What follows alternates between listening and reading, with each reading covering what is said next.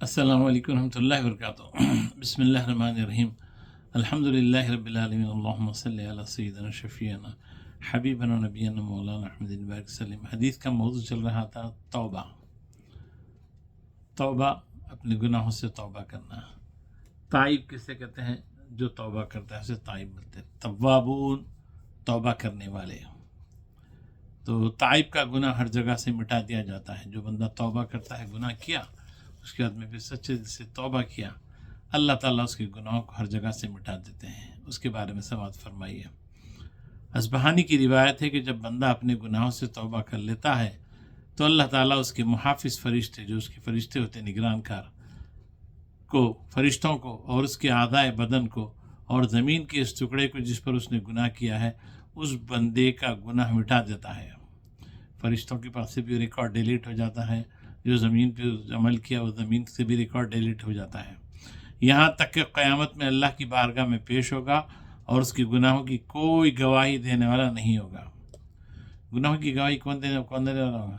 یا تو فرشتے دینا، یا وہ ریکارڈ جس میں جو ہے لکھا جا رہا ہے، یا نہیں تو وہ جگہ جہاں پہ گناہ کیا۔ تینوں جگہ سے اللہ تعالیٰ کیا کرتے ہیں؟ ریکارڈ کو اریز کر دیتے ہیں، ڈیلیٹ کر دیتے ہیں۔ دیکھیے کیا اللہ کی شان ہے۔ اور اسی طرح سے اصبہانی کی روایت ہے، گناہوں پر شرمسار اللہ تعالیٰ کی رحمت کا منتظر ہوتا ہے۔ جو بندہ گناہ کیا اس کے بعد میں شرمسار ہے، رے میرے سے ہو گیا، غلطی نہیں ہونا تھا، ہو گیا، تو اللہ کی رحمت کا منتظر ہے انہیں۔ اور متکبر اللہ کی ناراضگی کا منتظر ہوتا ہے۔ اور جو آدمی گناہ کر کے تکبر کرتا ہے تب اس کو اللہ کی ناراضگی یعنی عذاب کے بارے میں جو ہے انتظار ہوتا ہے۔ اور جان لو، اے اللہ کے بندو، جان لو کہ ہر عمل کرنے والا اپنے عمل کو پائے گا اور دنیا سے نہیں نکلے گا یہاں تک کہ وہ اپنے اچھے اور برے عمل کو دیکھ لے گا۔ دنیا میں اللہ تعالیٰ دکھا دیتا ہے اس کو، جو بھی اچھا عمل کیا، برا عمل کیا۔ اور اعمال کا دار و مدار ان کے خاتمے پر ہے۔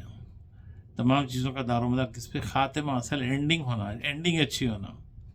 اسی لیے دعاؤں کے اندر ہمیشہ دعا کرتے ہیں، خاتمہ بالخیر کر رہے، ایمان کے ساتھ اس دنیا سے اٹھا۔ ہمیشہ دعا کرنا، یا اللہ ہمارا خاتمہ اچھا کر، خیر کے پر ہمارا خاتمہ کر، اور ایمان کے ساتھ دنیا سے اٹھا، بغیر ایمان کے مت اٹھا۔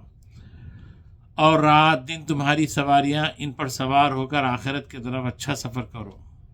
توبہ میں تاخیر سے بچو، توبہ میں تاخیر نہیں کرو، اجلت کرو، جلدی کرو، جلدی کرو، کیونکہ موت اچانک آتی ہے۔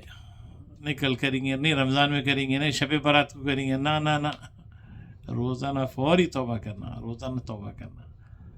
شب برات کا انتظار، شب قدر کا انتظار، رمضان کا انتظار، جمعے کا انتظار نہ، توبہ میں کوئی تاخیر نہیں۔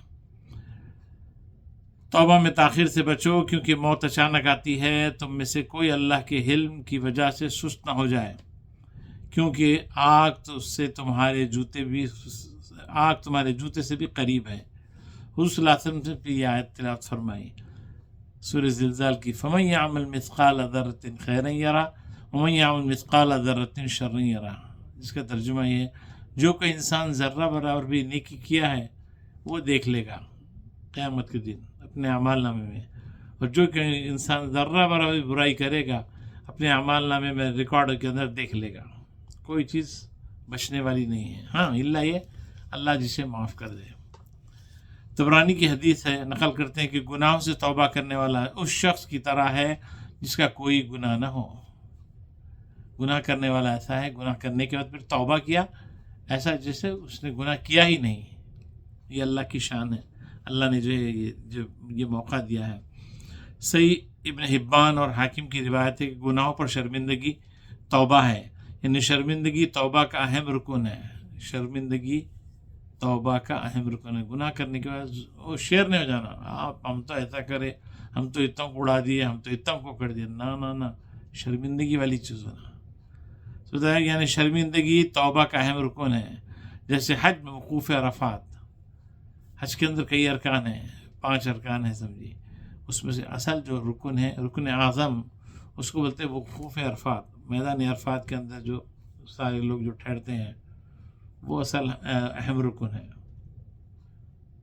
اسی کے اندر اللہ تعالیٰ کئی گناہوں کو معاف کرتے ہیں۔ تو ویسی جو ہے شرمندگی والی بھی چیز ہے۔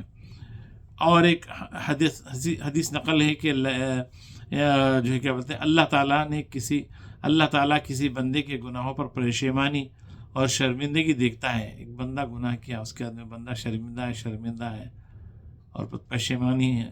جب یہ کیفیت ہے اللہ تعالیٰ جب یہ دیکھتا ہے کہ انہیں گناہ کر کے شرمندہ ہے تو اسے بخشش طلب کرنے سے پہلے بخش دیتا ہے. انہیں معافی مانگنے سے پہلے اللہ تعالیٰ اس کو کیا کرتے ہیں؟ معاف کر دیتے ہیں. تو اسی لیے چوری اوپر سے سینہ زوری نہیں کرنا. گناہ کرے اوپر سے اور ڈنٹ کے بولے ہم کرے کیا کر لیتے، کون کیا کرتا اور کرتا ہوں. نہیں ایسا نہیں رہنا. گناہ کرنے کے بعد شرمندگی رہنا، پشیمانی رہنا. اللہ تعالیٰ بغیر معافی چاہے کہ کیا کرتے ہیں؟ پہلے بخش دیتے ہیں. اور اسی طریقے سے ایک حدیث مسلم کی ہے.